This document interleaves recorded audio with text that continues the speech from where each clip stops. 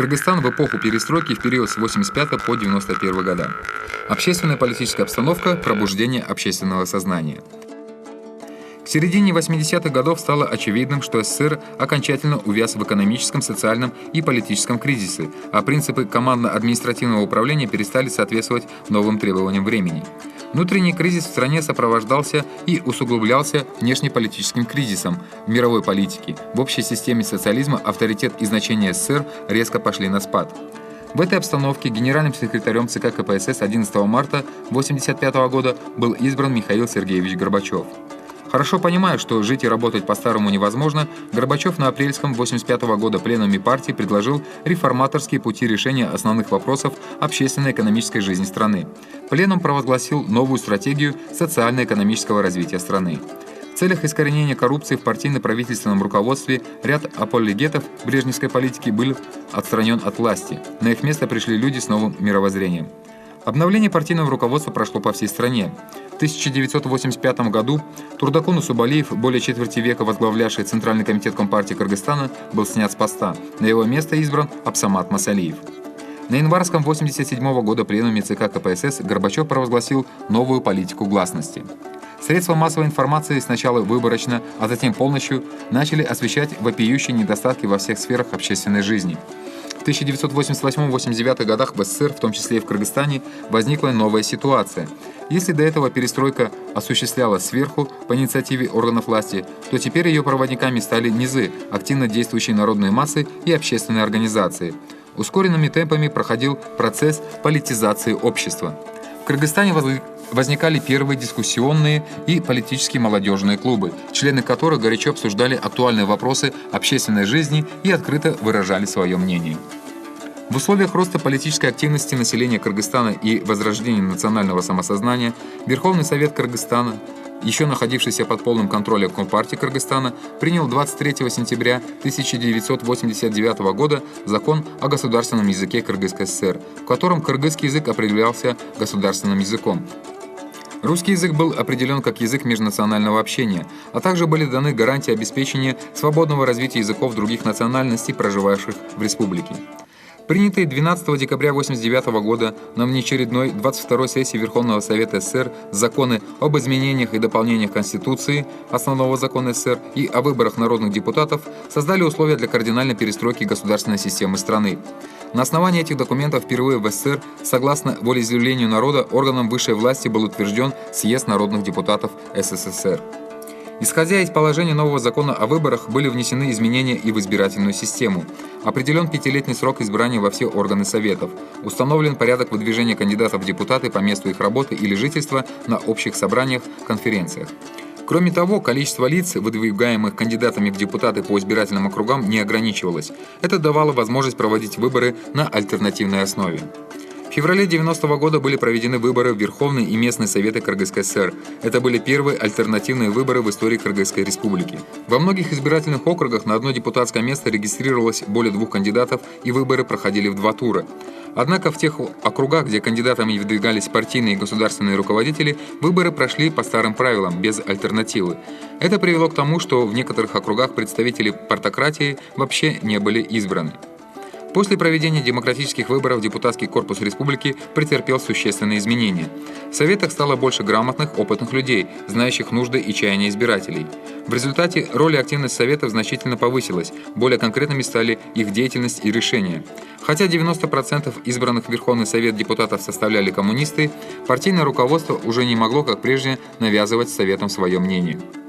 На апрельской 90-го года первой сессии Верховного Совета Кыргызской ССР первый секретарь Центрального комитета Компартии Кыргызстана Абсамат Масалиев был избран председателем Верховного Совета Кыргызской ССР, став таким образом главой государства. На сессии были выдвинуты предложения по определению конкретного круга прав государственных ветвей власти, а также по введению в республике президентского правления. Проходящий в феврале 1990 года пленум ЦК КПСС выразил согласие об изъятии из Конституции СССР 6 статьи, утверждавшей руководящую роль партии в советском обществе. В марте этого же года Третий съезд народных депутатов СССР аннулировал это положение. В соответствии с этими вышестоящими решениями сессия Верховного Совета Кыргызской ССР приняла постановление о ликвидации 6 статьи Конституции Республики. Таким образом, в стране, в том числе и в Кыргызстане, был открыт широкий путь для политического плюрализма и многопартийности, являющихся основными признаками демократического общества. Экономика в годы перестройки. Перестройка экономики страны ознаменовалась переходом к экономическим методам управления. В результате этого расширились самостоятельность предприятий и сельскохозяйственного производства.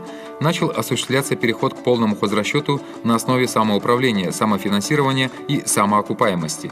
В 1986 году на эту форму хозяйствования перешли 125 предприятий и объединений, производящих 70% промышленной продукции республики. В них было занято более половины рабочей всей промышленности Кыргызстана.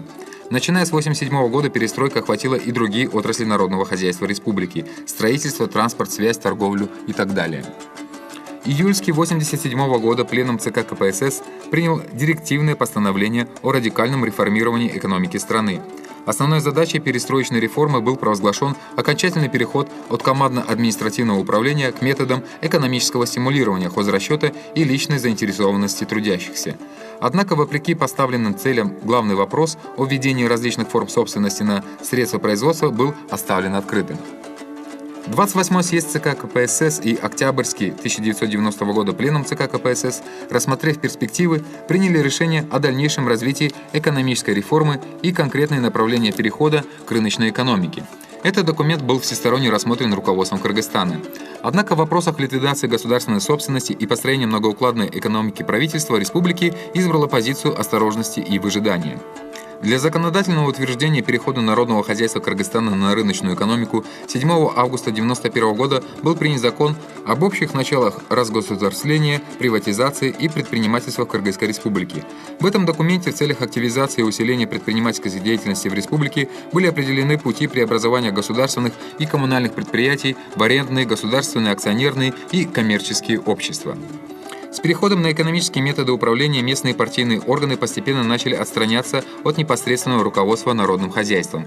В результате того, что руководители стали избирать на альтернативной основе сами коллективы трудящихся, партийные органы на местах все больше утрачивали возможность вмешиваться в экономическую жизнь и становились сторонними наблюдателями. Но в основном реформа по переводу народного хозяйства страны на экономические методы управления проводилась без изменения экономической системы и в тех же командно-административных рамках. Промышленность Кыргызстана стала впадать в глубокую депрессию. Основной причиной было то, что в результате проводимой в СССР политики единого народного комплекса предприятия страны были кооперированы. Для производства готовой продукции республики должны были поставлять друг другу сырье, полуфабрикаты и запасные части. Но с началом распада Союза договорные обязательства, дисциплина взаимопоставок и межрегиональные связи разрушились. Недолго просуществовал и бартерный обмен.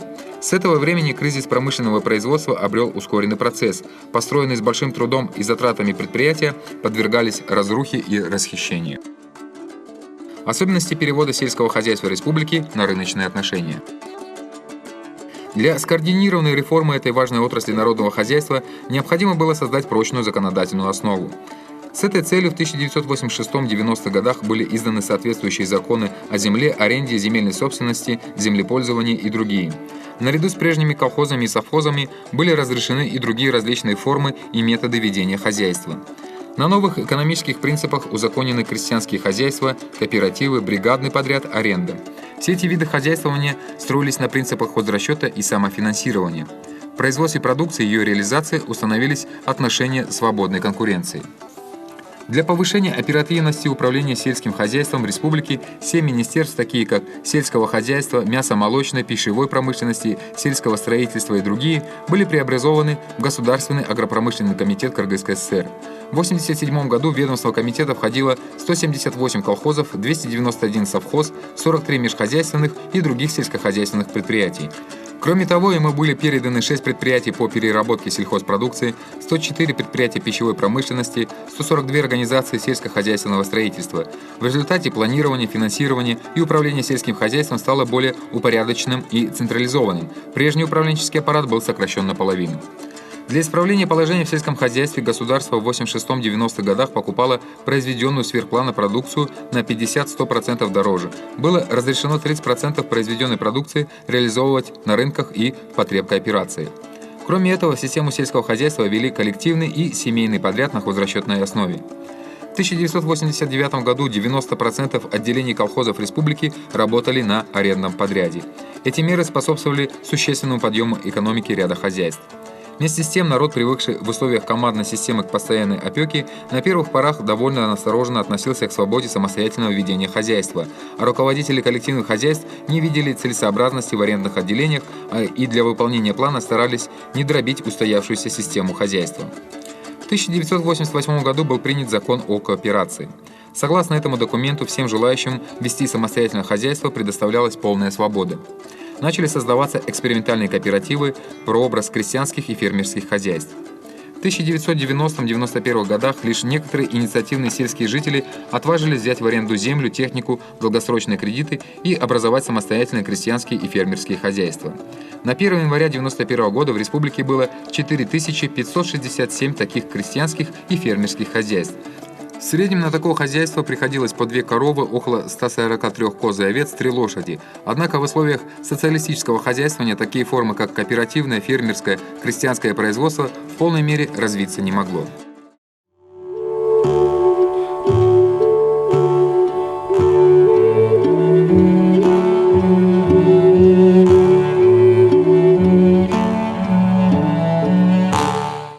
Развитие культуры нового времени.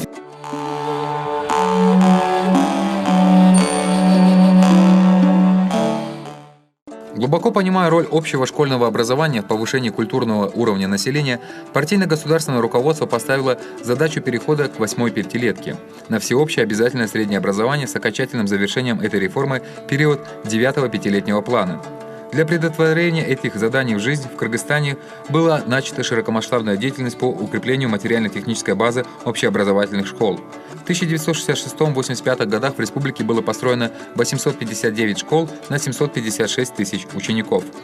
В Кыргызстане в период 89-90 учебном году было 10 высших и 48 среднеспециальных учебных заведений, 205 тысяч студентов, из которых 94,5 тысячи учились в вузах. В 80-х годах высшие учебные заведения в год выпускали в среднем около 10 тысяч специалистов, а среднеспециальные учебные заведения – около 14 тысяч. Неизменно повышающаяся роль и значение науки особенно возросли в 1960-х годах. Интенсивно развивались технические, физико-математические, горно-рудные, химические, биологические, обществоведческие отрасли.